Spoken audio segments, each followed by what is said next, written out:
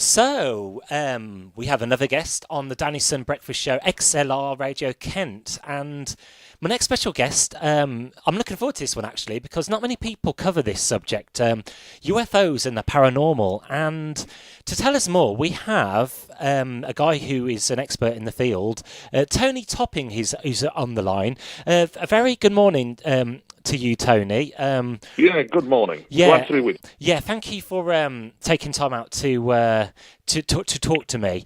So UFOs, what is a UFO for people who do not know? Well, a UFO is many things to many people, really, and there's always going to be a chuckle factor involved in anybody who's involved with the UFO phenomenon until you start getting really deeply into it. But for example, UFOs, many things to many people. UFOs can be satellites. UFOs can be aeroplanes. Yeah. UFOs can be plasma. Very important. The plasma element of the UFO phenomena is a very important subject field. UFOs can be weather anomalies.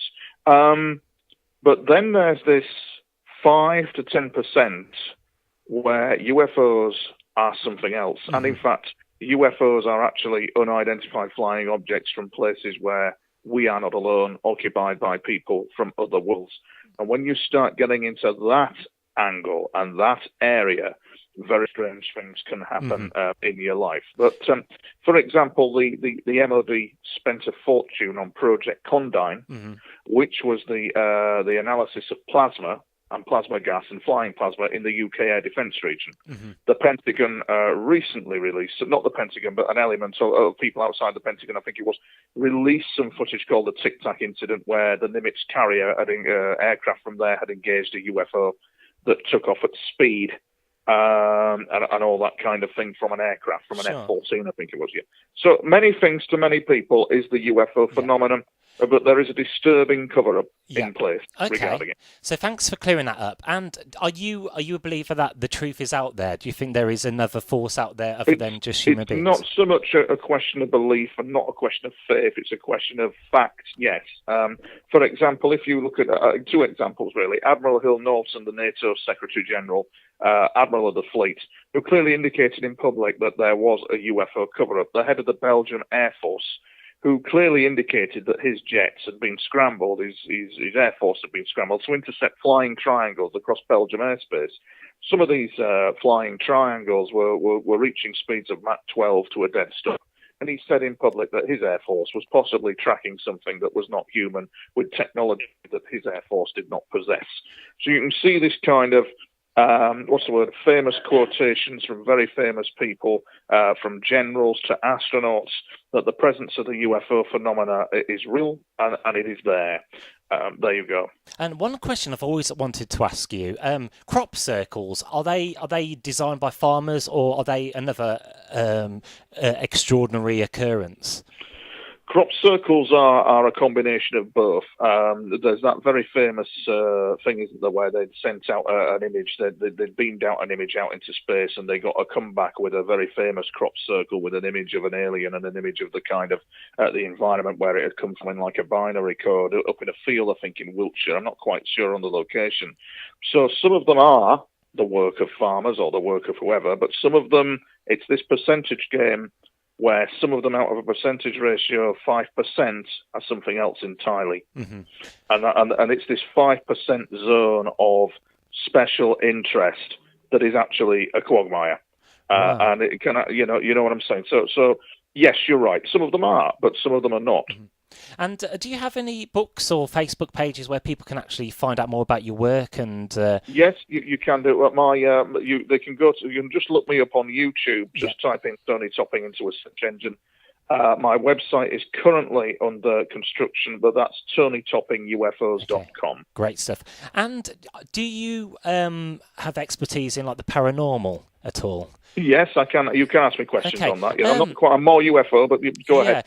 Do you know much about night terrors, when people actually wake up in the middle of the night for no reason? They're just like the heart's pulsating. They don't know where they are. Do you know much about that side of stuff? Maybe not night terrors. When people are waking up from nightmares. Yeah, that's it. Yeah. Do you think in our dreams? Do you think someone's actually trying to reach out to us? Maybe. There's a possibility in dreams of kind of interaction with another realm, with another spirit world. There's a distinct possibility that can happen. For example, the demonic is for example, one of the very real forces in our world. When the humanity sleeps at night, all kinds of things can happen, including interaction with UFOs, or the hearing of ghosts, for example, all that kind of thing, because it's more of a, what's the word I'm looking for? It is more of a quantum physical conscious world around us than we care to admit, actually.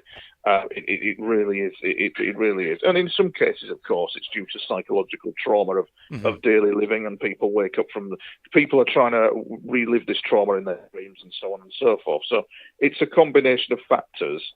And it's always a percentage game where some of it is real and some of it has a more rational explanation to it.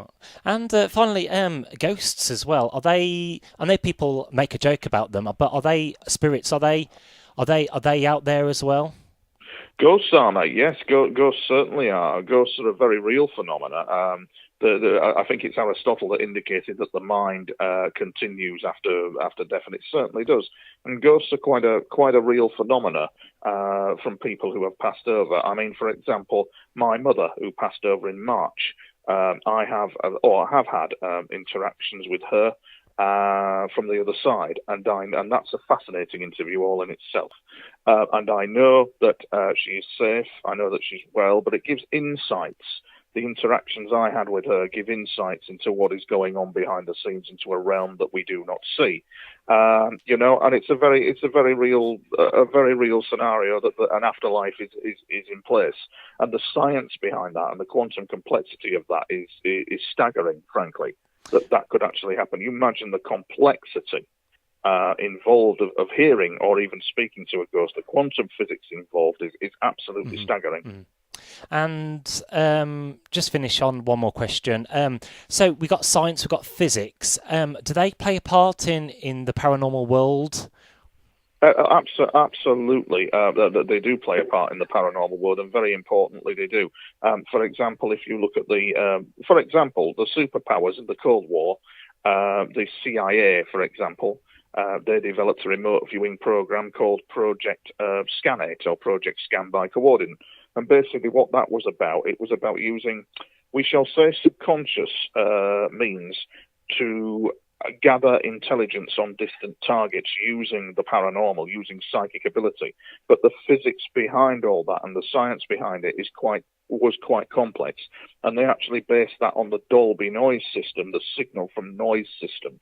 The CIA spent millions on developing this, and it worked because there is a precise physics behind the paranormal. I would recommend the work, for example, of Rupert Sheldrake. He springs to mind in his work on biological field effects. For example, there is a complex biology present, or a complex signaling interaction present, when a dog is at the window waiting for its master, knowing he's coming home, and the master could be 30 minutes away on a train. Oh, which brings to one more final question. The sixth sense, extra-sensitive perception, what does that entail, and is that actually there? That's a complex question, actually. How could I explain that one to you?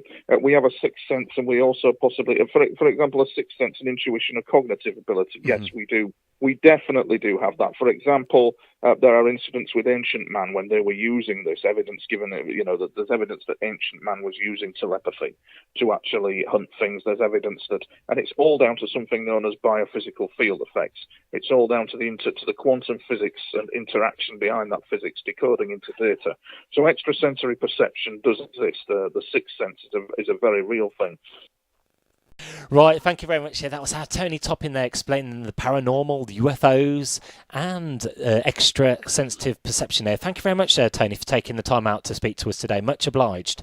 All right, thanking you. Anytime. And if we've got any other questions or our listeners want to ask you, I'd like to invite you back on maybe in the near future if you'd be so kind. That's fine. You can't miss me. Look me up on Facebook. You can't miss me. Great stuff. And all the best, and may the force be with you. Thank you. Cheers now. Bye-bye. Bye-bye. Bye-bye.